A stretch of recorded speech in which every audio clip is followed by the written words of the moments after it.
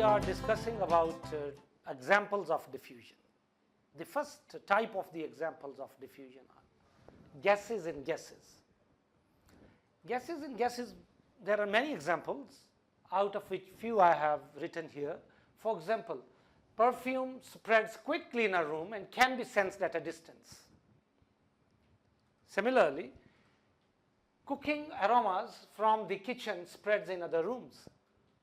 For example, if someone is upstairs and the food is being cooked in the kitchen, it is not long before that some of the food molecules reach upstairs and one may feel about the food being cooked in the kitchen.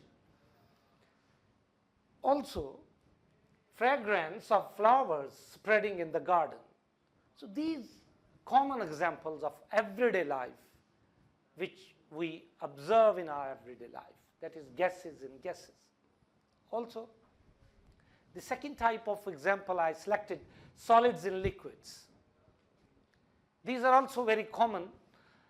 The color of the tea or coffee grains when added to boiling water is seen to be spreading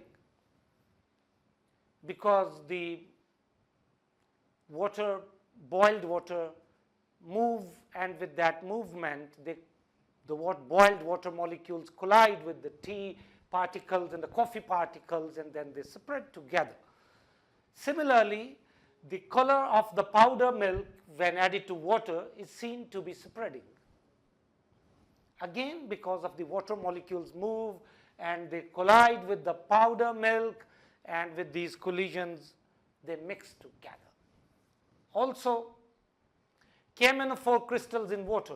So the water, and there is a crystal of KMnO4, water collide with the crystal, and slowly, gradually, the water molecules when collide with the particles of KMnO4, they slowly, gradually spread. Here there is a point I would like to say it, that gases, the movement of gases is faster as compared to the movement of the solid particle and the movement of the liquid particle. So the diffusion, the rate of diffusion in case of gases is faster as compared to the rate of diffusion in case of the water with the crystal.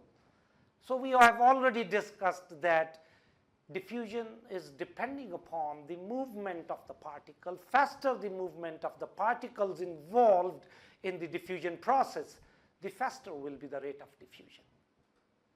And one thing I would like to discuss, that here in chemistry, in this chapter, diffusion is used in the explanation of kinetic particle theory. So that simple definition that diffusion is the movement of the particles from high concentration to low concentration is not enough. It is better advisable to discuss diffusion here as the explanation of the kinetic particle theory, that matter is made of tiny particles, and these tiny particles move. When they move, they collide. When they collide, they mix. Such a spontaneous mixing is diffusion. So this is more illustrative, explaining and describing the kinetic particle theory.